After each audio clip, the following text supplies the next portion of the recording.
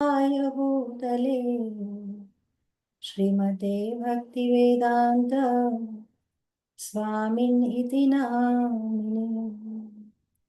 नमस्ते सरस्वते देवे गौरवाणी प्रचारिणे निर्विशेष शून्यवादी पाश्चात्य देशतारिणे। जय श्री कृष्ण चैतन्य प्रभु नित्यानंद श्री अद्वैत गदाधर श्रीवासादि गौर भक्त वृंद। हरे Krishna Krishna Krishna Hare Hare Hare Ram Ram Ram Hare Hare. Hare Krishna, dear devotees. Welcome to our daily morning reading of Srimad Bhagavatam. I seek blessings from Srila Prabhupada, the entire Guru Parampara, and my Guru Maharaj, so I can serve Srimad Bhagavatam sincerely. And I also seek your blessings. Vancha kalpatarubhyascha kripa sindhubhya eva cha patitanam pavanebhyo vaishnavebhyo namo namah. So we are reading from Canto 1, chapter 16, titled How Parīkṣit Received the Age of Kali.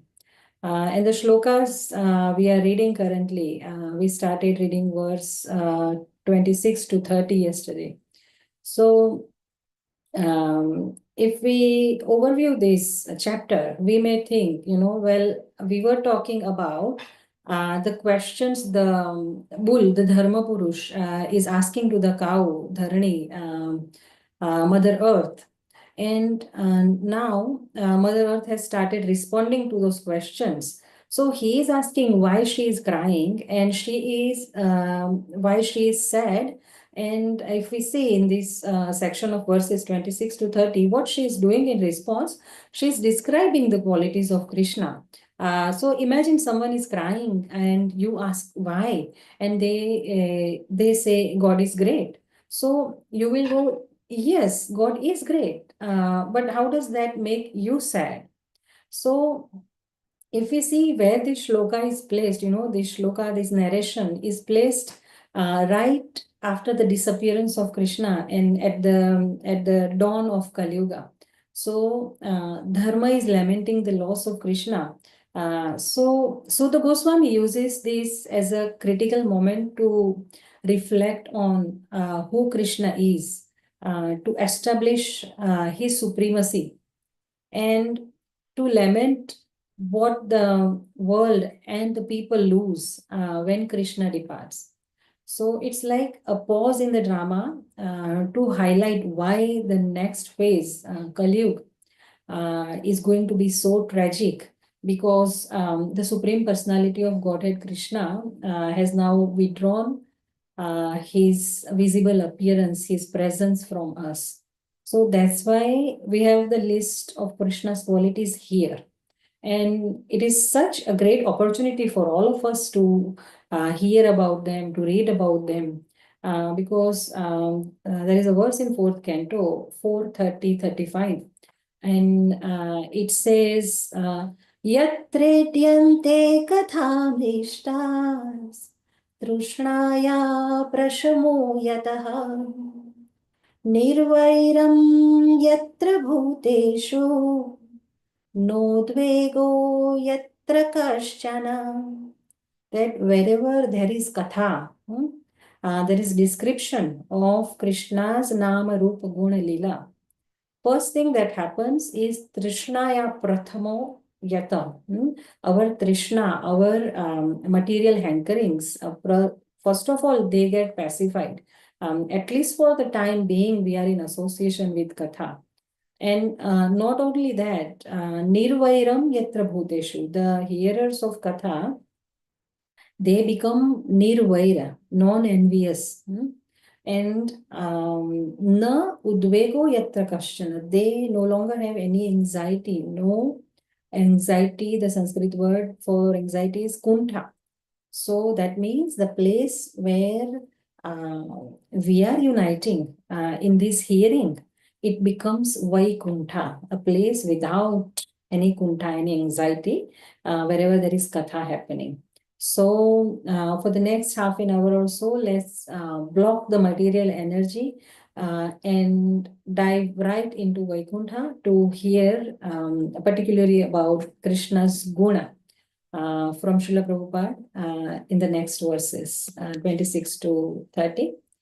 So, Narayanam namaskritya naram chaiva narottamam devim saraswatim vyasam tato jayamudiraye nashtaprayeshu bhadreshu nityam bhagavata sevaya bhagavati uttama shloke bhaktir bhavati naishtiki Om Namo Bhagavate Vasudevaya Om Namo Bhagavate Vasudevaya Om Bhagavate Vasudevaya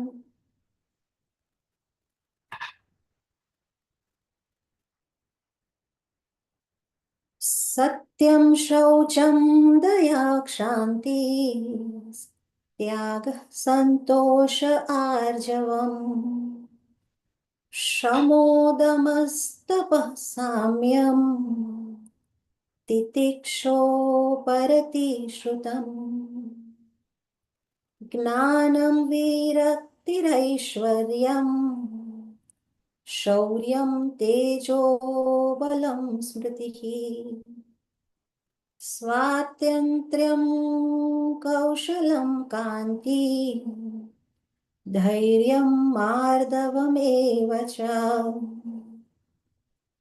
Praglabhyam Prashayashilam Sahojo Balam Bhagaha Gambhiryam Sthairyamastikyam Kirtimano Nahatkriti Ete Chanye Cha Bhagavana Nityayatra Mahagunaha Parthya Mahattvamicchadbhed Naviyanti Smakarhichi Tenaham Gunapatrena Srinivasena Sampratam Shochami Rahitam Lokam Papmana Kalinekshitam. So, yesterday we have read the word-to-word translation and also the first paragraph of the purport. So, today let's just quickly read the translation again and continue reading the purport from the second paragraph. Would anyone like to read the translation for verses 26 to 30, please? It's on the screen.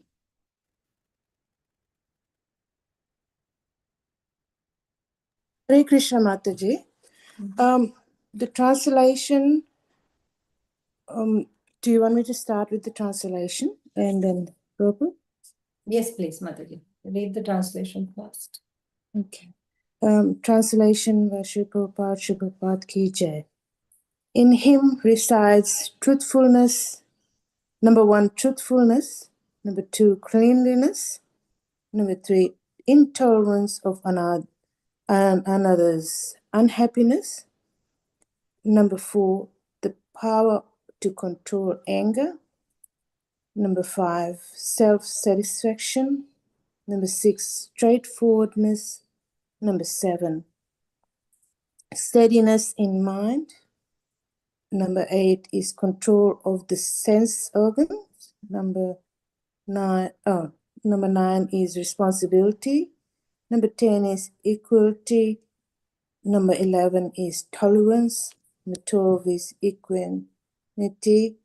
Number 13 is faithfulness. Number 14 is knowledge. 15 is absence of sense enjoyment. 16 is leadership. 17 is chivalry. Sorry. Number 18 is influence. Number 19 is the power to make everything possible. 20 is the discharge of proper duty, 21, complete independence, 22, dexterity, 23 is fullness of all beauty, 24 is serenity, Serenity. 25, kind-heartedness, 26 is ingenuity, 27 is geniality, 28 is magnanimity, 29 is determination, 30 is perfection of all knowledge, 31 is proper execution, 32 is possession of all objects of enjoyment, 33 is joyfulness, 34 is immobility, 35 is fidelity, 36 is fame, 37 is worship, 38 is pridelessness, 39 is being as the personality of Godhead, 40 is eternity, and many other transcendental qualities which are eternally present and never to be separated from him. That personality of Godhead, the reservoir of all goodness and beauty, Lord Sri Krishna, has now closed his transcendental pastimes on the face of the earth. In his absence, the age of Kali has spread its influence everywhere. So I'm sorry to see this condition of existence. And then, Mataji, if you can read the second paragraph, starting "The Lord never deviates," please. Prabhupada Bashir Prabhupada, Shri Prabhupada Ki Jai. Lord is never to be blamed. He is, Sorry, the Lord never never deviates. deviate. The Lord never deviates from his word of honor. When he gives assurance for protection, the promise is executed in all circumstances. It is the duty of the pure devotee to be fixed up in the discharge of duty entrusted to him by the Lord, or the Lord's bona fide representative, the spiritual master. The rest is carried on by the Lord without a break. Thank you, Responsibilities. Mataji. Mataji, do you want to reflect on which quality of Krishna this paragraph is talking about? This is the execution of his discharge of trusting. This is his protection. Yes, Mataji. Thank you so much. So we will comment on this this paragraph, and then we will continue, Mataji. Thank you so much. Harekrishna. So, as we can see in the verse, this section of verses is a powerful glorification of Krishna through a list of nearly 40 transcendental qualities that are eternally present in him. So that's why they deserve full elaboration. And as we are reading this list in the translation, it's not just a list. It's like we are entering a deep ocean of nectar of the guna, qualities of Krishna. And Srila Prabhupada clarifies that these are not the only qualities in Krishna. The full extent of Krishna's wonderful qualities or his attributes is inconceivable. They are unlimited. And that's how the purport opens. And also Chaitanya Mahaprabhu in Chaitanya Charitamrita, Madhya Leela 23:69, Chaitanya Mahaprabhu says, अनंत कृष्णेर गुण 64 प्रधान एक एक गुण सुनी जुड़ाय भक्त काना. So Lord Chaitanya Mahaprabhu is Krishna himself. He's saying that Ananta Krishnera Guna, the transcendental qualities of Krishna are Ananta, there is no end to them, they are unlimited. But out of them, Chausati Pradhan, out of these 64 qualities are considered prominent. And out of them, Mother Earth is describing just 40 of them here. And then Chaitanya Mahaprabhu says, Eka eka guna suni that simply by hearing all these qualities one by one, Judaya Bhakta Kana, that the ears of the devotee, they get satisfied. So, Sri Prabhupada says, trying to understand the transcendental qualities of Krishna is like counting the waves of ocean. That's what he says somewhere else. And here he says that even if it were possible to count the atoms after smashing the earth into powder, still it would be not possible to estimate the unfathomable transcendental qualities of the Lord. So, and we also notice, we read the second paragraph today, yesterday we read the first paragraph, and we see there is still 2.5 pages long purport yet to be read. So we see that it's a long purport. And it's my observation that Srila Prabhupada particularly writes long purports in verses like this, because naturally Prabhupada wants to take the opportunity to elaborate on as many of them, not just briefly mention them, because this is like Bhagavad Tattva meditation. Prabhupada is giving us a glimpse into Krishna's personality, Krishna's divine character, his opulence. And honestly, sometimes the reason why Prabhupada writes such long purports is just that his heart is overflowing. So this is one of those purports where you feel that he is being swept away with the ecstasy of glorifying Krishna. Once Srila Prabhupada said that these purports are my emotional ecstasies. And you can really feel that here as we read this purport. So Prabhupada is pouring his heart out into glorifying this purport. So rather than just summarizing, he is drawing from Jiva Goswami and other acharyas to subdivide and expand on Krishna's qualities.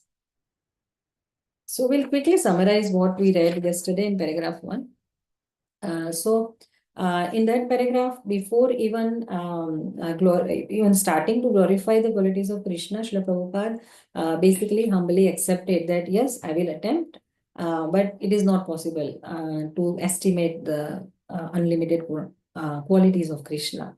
So the key points in the first paragraph were that even Anantashesh still cannot finish glorifying him with his infinite mouths. So these qualities listed in these verses are merely what humans can perceive. So this first paragraph, if we try to understand which quality of Krishna Srila Prabhupada is glorifying here, then we can see that he's talking about daya. And every jiva is a part and parcel of Krishna. And so he just cannot tolerate the misery of any jiva. It is listed in one of these qualities as well, that he cannot tolerate the misery of any jiva. So this quality of daya, Srila Prabhupada has subdivided into two characteristics. First, that Krishna protects the surrendered souls, and the second, that he is well-wisher of his devotees.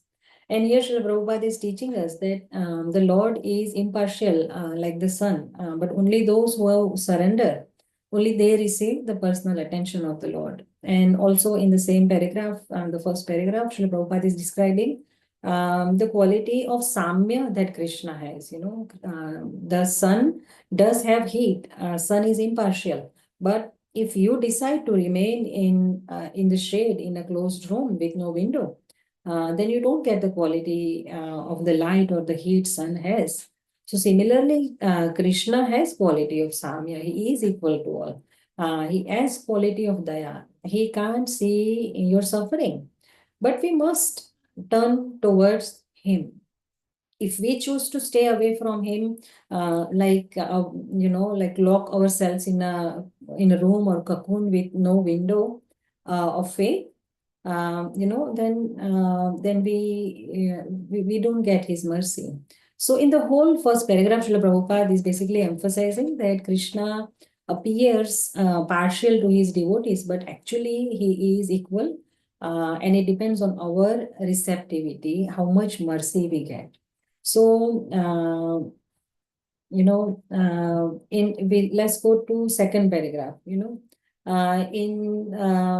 second paragraph, Srila Prabhupada is talking about his truthfulness, his satyam. So he is emphasizing that Krishna's word is absolute. He says the Lord never deviates from his word of honor. So he never breaks his promise, even if it means breaking his own vow to uphold his devotee's vow. In Bhagavad Gita 9.13, Krishna gets Arjun to declare that Kaunteya pratijanihi name bhakta pranashyati. O son of Kunti, declare it boldly that my devotee never perishes. Because Krishna will protect that promise no matter what, because that's his commitment. And another display of his quality of Satya, we saw in the 9th chapter of this first canto, or in the chapter Passing Away of Bhishmadev, where Bhishmadev says, when he is lying on the Banashaya, he says that to fulfill my vow, Krishna sacrificed his own promise. He got down from the chariot, he took up his wheel and ran towards me. Just like a lion goes to kill an elephant. So in the Kurukshetra war, as we know, Krishna had vowed not to fight. But when Bhishmadev vowed that tomorrow he would make Krishna pick up a weapon, then Krishna lifted a chariot wheel and rushed at him. So this quality of Satyam in Krishna, it gives us assurance that our Supreme Master, he breaks even his own word to protect, to honor his devotees' word. Another example of Krishna's, another example is he's dealing with Prahlad Maharaj. So in 7th canto, we will see exactly why Narasimhadev appeared. The more Prahlad Maharaj glorified Supreme Personality of Godhead, the more angry and agitated Hiranyakashipu got.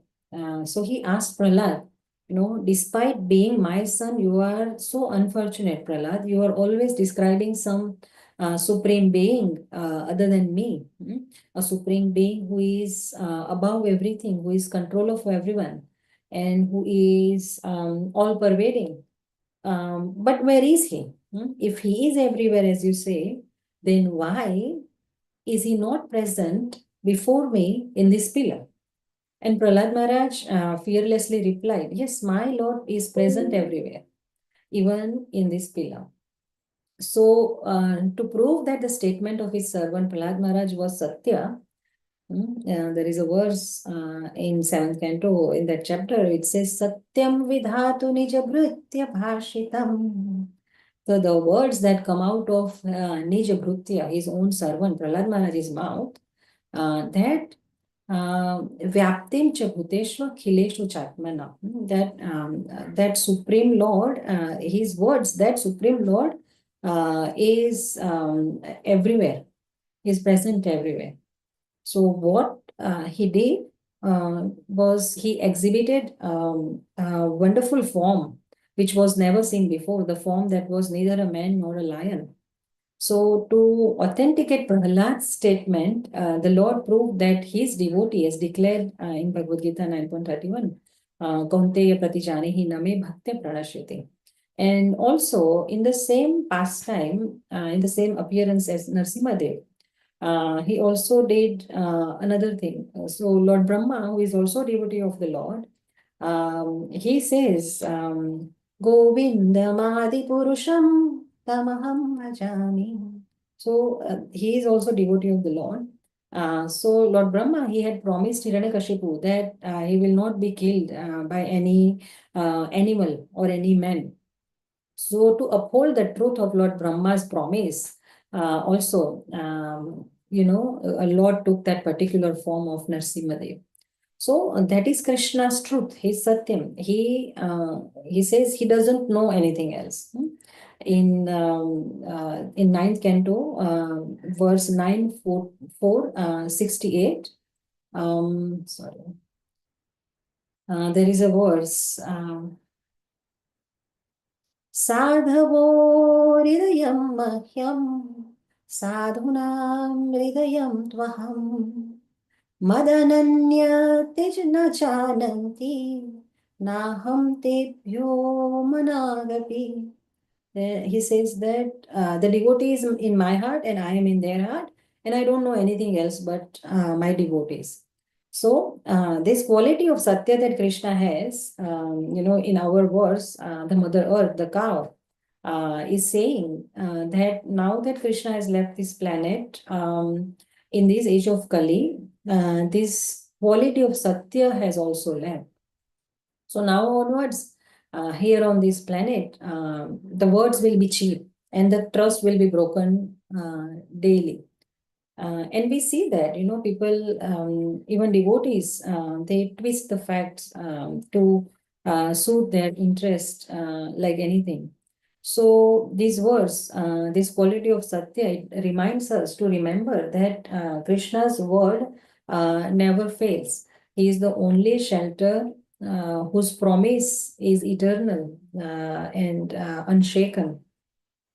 So, and Krishna is said to be Satya Sankalpa. Whatever he says is truth. Truthfulness, for us, truthfulness is the foundation of our spiritual life. So we should also try to be truthful because without it, there is no trust between us and the Lord. There is no purity and there is no bhakti without truthfulness.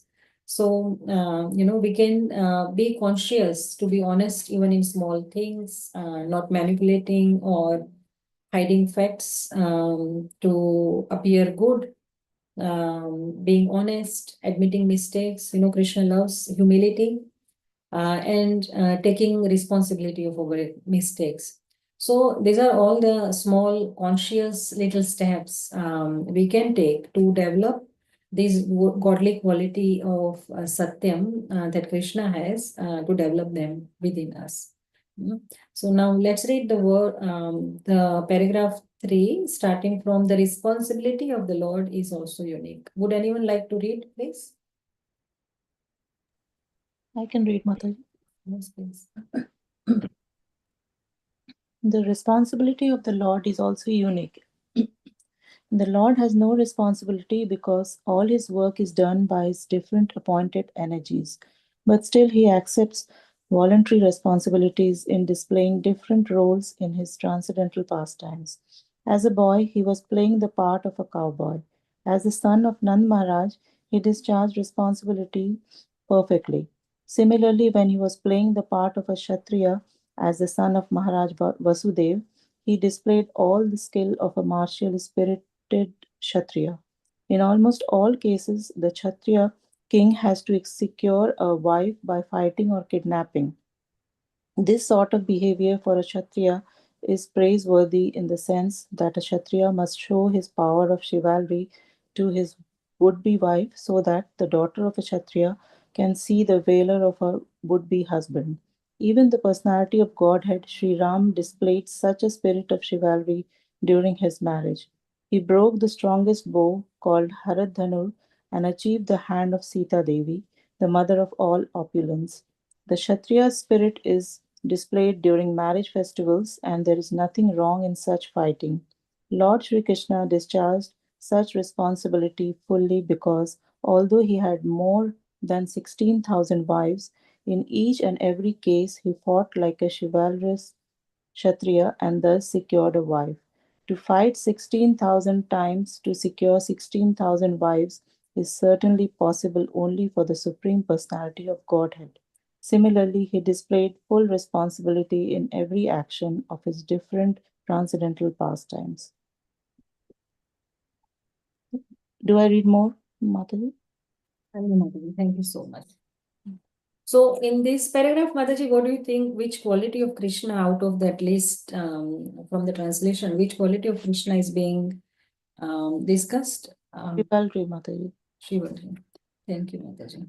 So also if we see, it's describing his responsibility, chivalry, the discharge of proper duty, and also his austerity. Srila Prabhupada is also glorifying his tapa, austerity, because whether as his incarnation as Lord Rama or Lord Krishna, as a Kshatriya, as a husband, as a son of Nanda Maharaj, as a cowherd boy, as a Vaishya. In all his roles, when he appears, he fulfills his responsibility perfectly well. And fulfilling your responsibility is nothing less than an austerity. Whether you are a man or a woman, student or a grihastha, Brahman, Kshatriya, Vaishya, Shudra, whatever role you are playing, it is easy not to fulfill your responsibility, isn't it? But when one has the understanding that I'm a human, just ahara, nidra, bhaya, maithun, eating, sleeping, mating, defending. It is not my life, just that is not my life. So when one has that understanding, and then one has an intelligence which enables them to distinguish, gives them a sense of responsibility, and that is dharma. So as intelligent humans, we should have the sense of responsibility. But when Krishna comes as an incarnation, we say he is Swarat, fully independent. That means he has no obligations. Then Prabhupada is discussing why does he still take on this responsibility when he incarnates.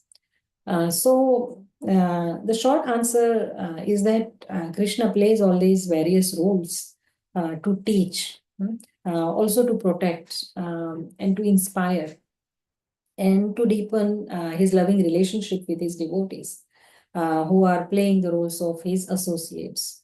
And even though he has no need to do so, to follow such rules and regulations, to fulfill such responsibilities, because these are meant for conditioned souls like us and not for the Lord. But he willingly accepts this responsibility out of his compassion and love for us.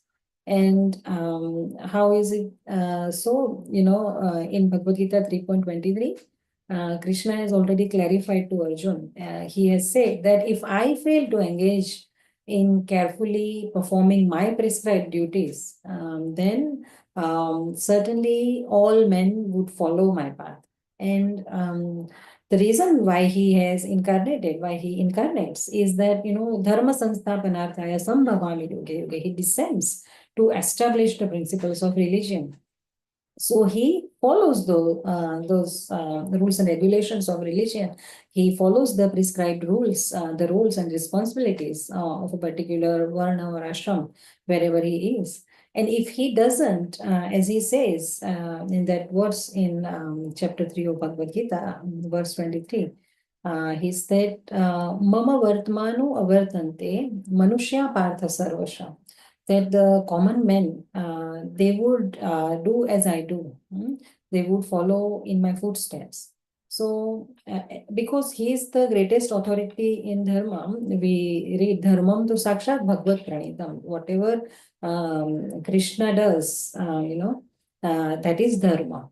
So Krishna just doesn't tell us what to do, he shows us. He is Ishvara, the supreme controller, but still he follows dharma to protect the integrity of dharma for us. And another reason why he does fulfill these responsibilities is sometimes he does that to protect his devotees, as he promises in Bhagavad Gita 4.8, the reasons why he incarnates. Parikranaya sadhunam is one of the reasons. To protect the devotees, I appear in yuga after yuga. So as Krishna, as Rama, Narsimha, he fulfills responsibilities like a son, the king, or like the protector, just to protect, to safeguard those who love him. He takes his role seriously to show us that he is our most dependable well-wisher.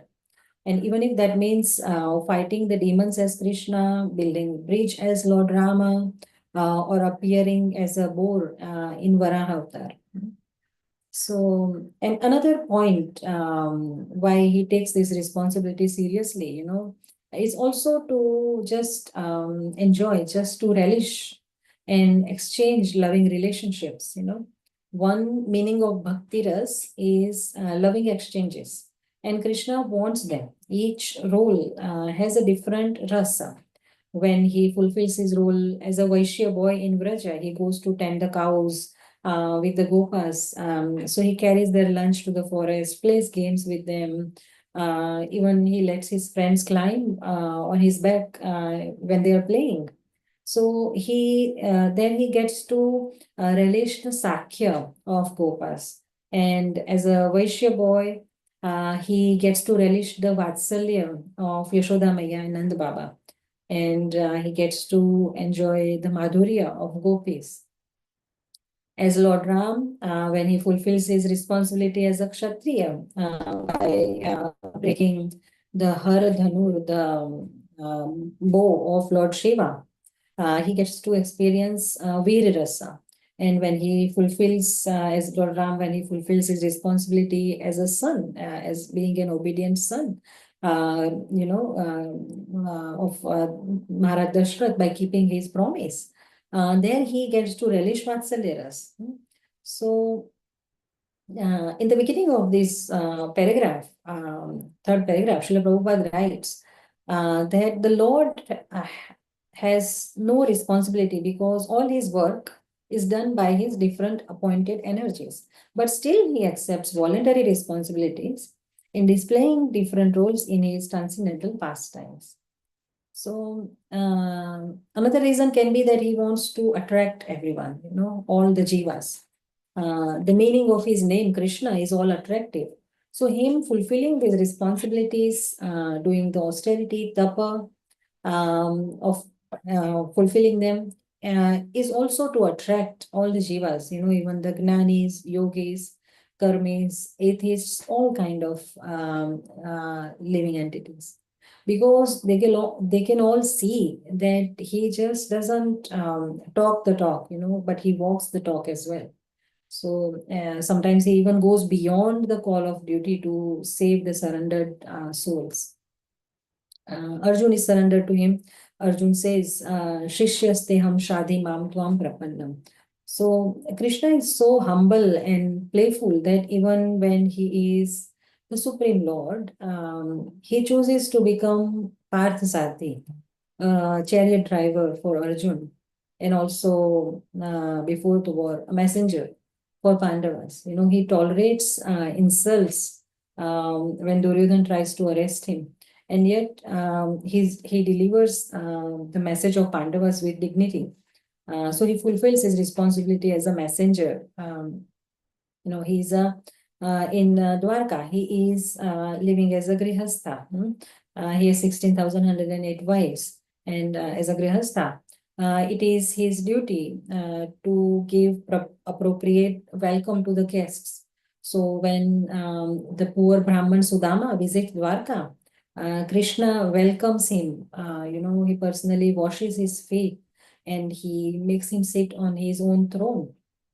So he takes great pleasure in also fulfilling his duty as grihastha. So he abides by that grihastha dharma as well, and he serves his guest, Sudamaji.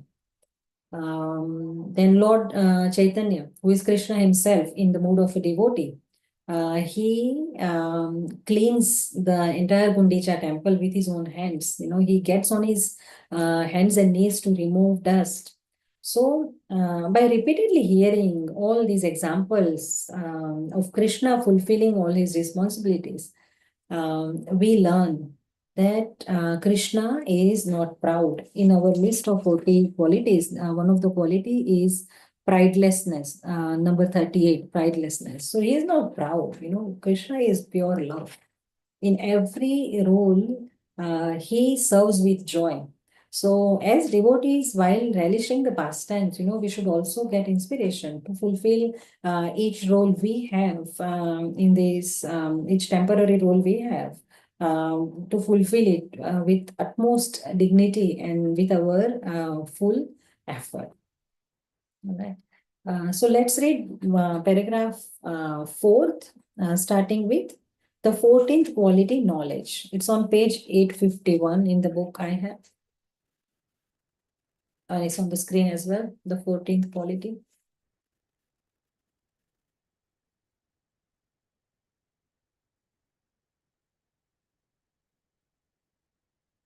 Hare Krishna, Mataji, I can read. Yes, please.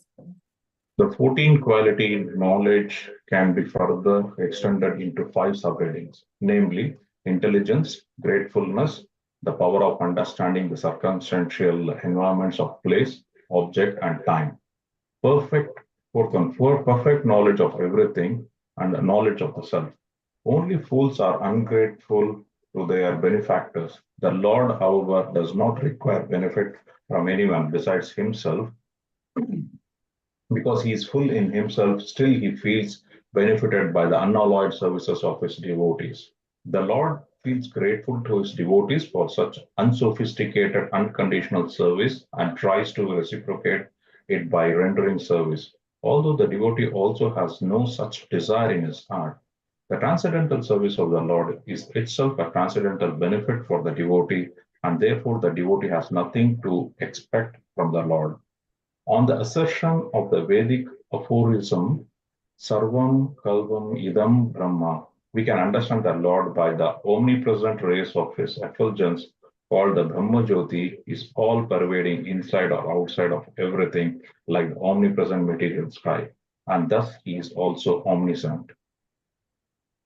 Thank you. So another quality Srila Prabhupada picks out of this list to elaborate on is his gnana. In the verse, we see third verse 27, Gnanam Virakti Raishwaryam. So, and Srila Prabhupada expands his quality of gnana into 5 subcategories. So first one is his intelligence, buddhi.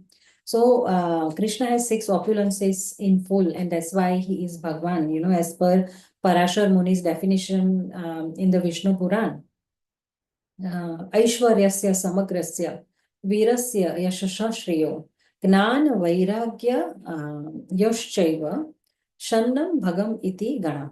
That bhaga means opulence and vana means the one who possesses. So Bhagavan means the one who possesses these 6 opulences, knowledge, wealth, fame, strength, beauty, and renunciation. One who possesses all these 6 opulences in full, he is Bhagwan. So, and there are many intelligent beings who can be considered rich in knowledge, but no one can claim to have all the knowledge about everything. Even if a person has all the knowledge about his particular field, they will still be ignorant about other fields of knowledge. And the fact is, the more a person pursues a subject, the more he realizes that he knows nothing about it. Even our creator Brahma, when he rose out of the lotus flower that sprung out of navel of Mahavishnu, he looked about in total confusion and he began to meditate to find out who he was, where he was, and why he was. So even his knowledge is limited. So our intelligence, our material intelligence is limited and flawed, but Krishna's intelligence is perfect and compassionate. When we when we align our intelligence, when we surrender unto him, his intelligence becomes our intelligence. He says, Dadami buddhi yogam tam yena ma upayanti te. So the buddhi, unlimited buddhi that he has, he gives us little buddhi out of that. And so he says, to those who are constantly devoted to serving me with love, I give the intelligence by which they can come to me.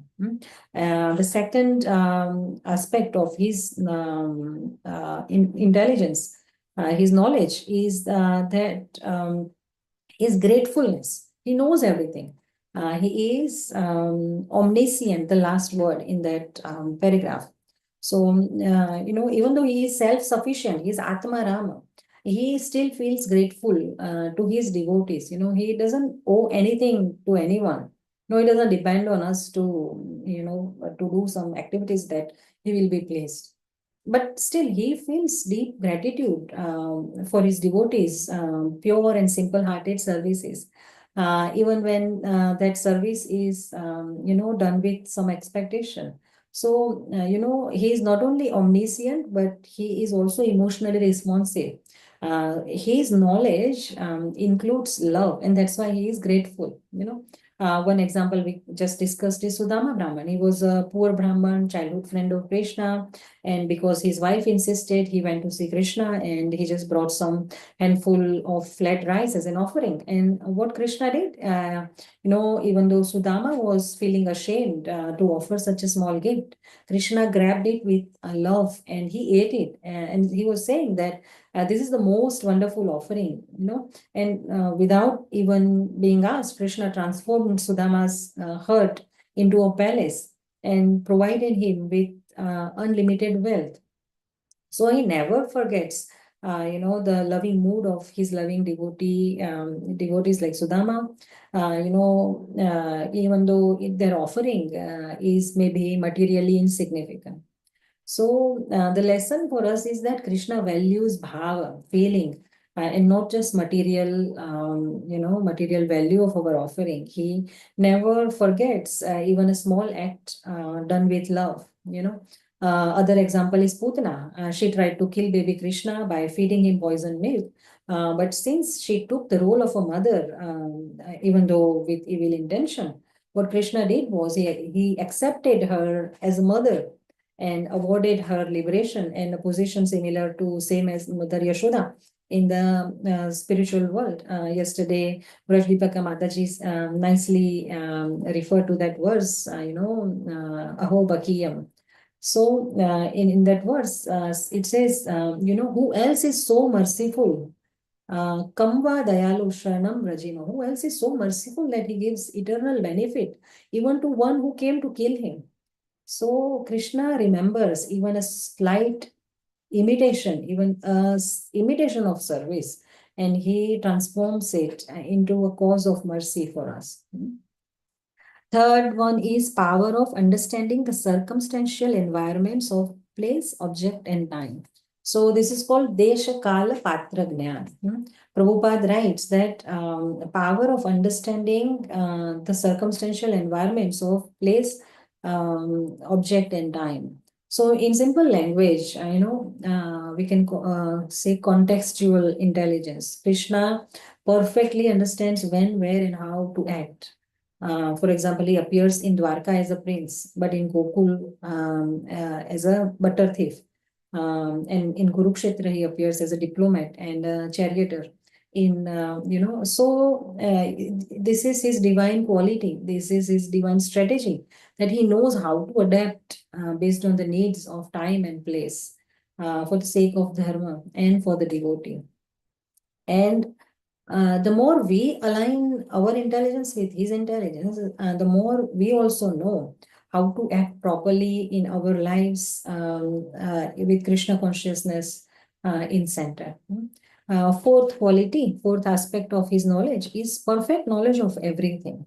So Krishna is Sarvagna. He knows every atom, every thought, every soul's inner desire, every past and future. In Bhagavad Gita 7.26, he says, Vedaham samatitani vartamanani charjuna bhavishyani cha bhutani mam tu vedana kasyana. I know everything.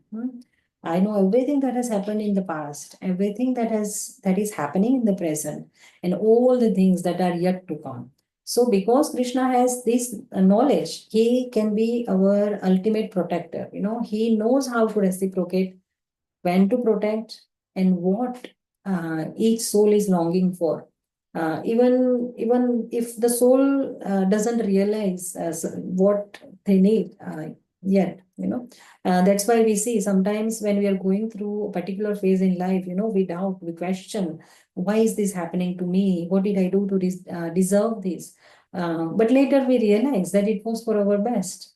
And from Bhagavad Gita, the little knowledge we develop, we know that nothing in this material creation is actually good.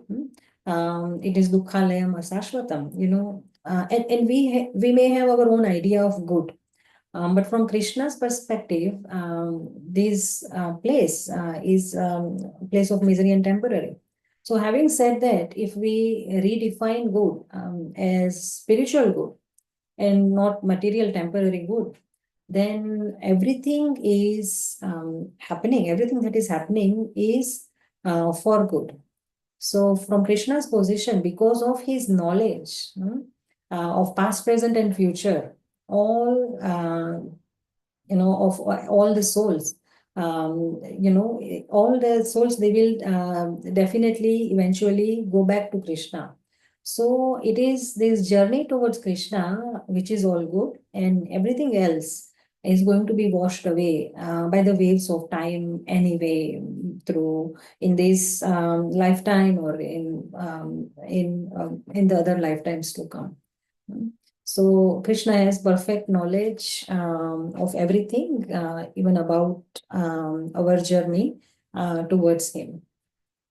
Fifth aspect of his knowledge is knowledge of the self. So which self? Myself, yourself, his self.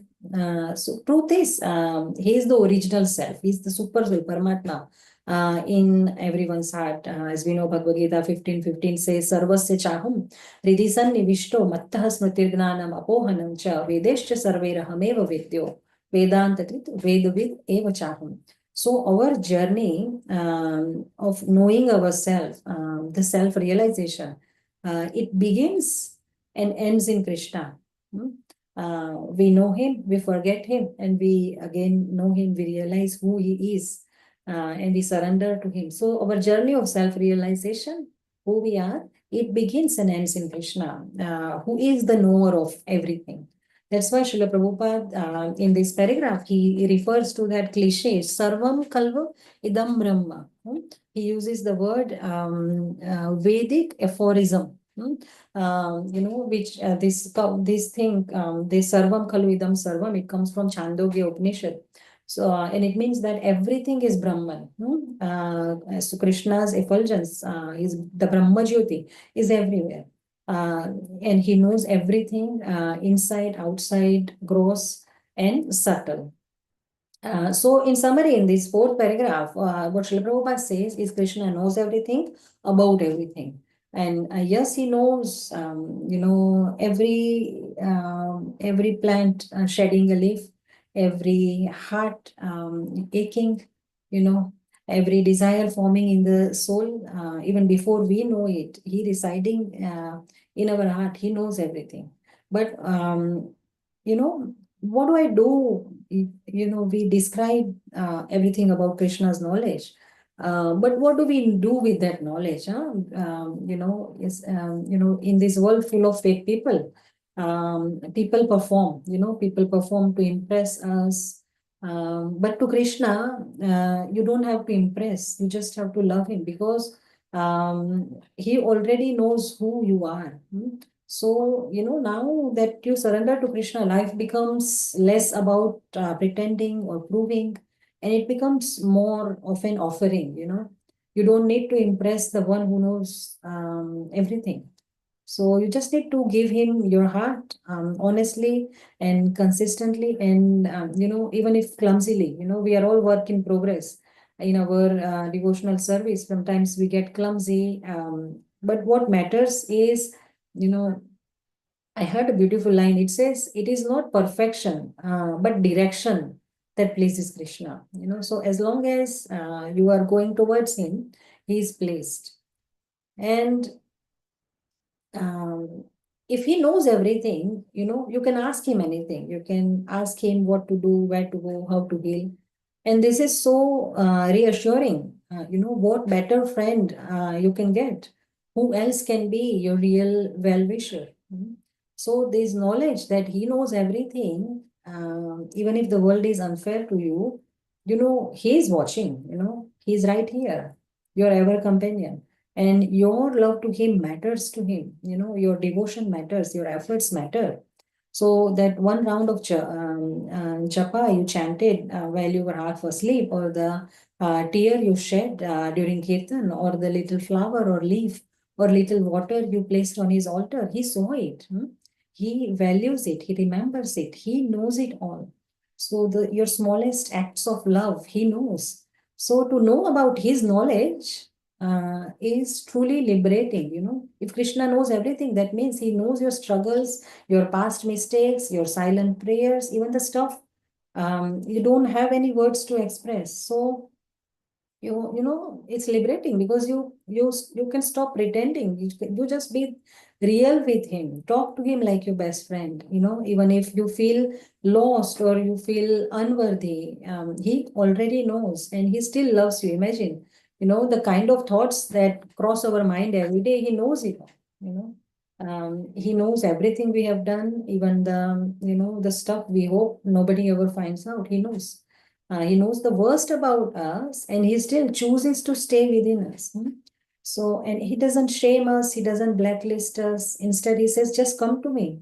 Mam ekam sharanam vraja. I've got you. So, you know, you can, when you surrender to Krishna, you can relax. You know, you are not alone, and you can trust his plan. You know, when things don't go right as you planned, but you have the reassurance that he's seeing, you know, 10,000 steps ahead. So that loss of a loved one, that failure or that detour, which felt like a chaos at the time, it was his version of a better path. You know, he knows everything, including your future. Then, you know, he is your safest place. So finally, you know, knowing that Krishna knows everything is not meant to paralyze us or intimidate us, but it's meant to liberate us. You know, you are seen, you are safe, you are held, you are deeply loved by Krishna. So, you know, what we do with this knowledge, we described all this about Krishna's knowledge. What do you do with that understanding? You just open your heart wider to him and to all his people. And you walk towards him with no fear, but with firm faith and determination and joy. I'm sorry again, I have taken nearly an hour, but we'll continue the rest of the purport tomorrow. If anyone has any realizations or questions or corrections for me, please feel free to share.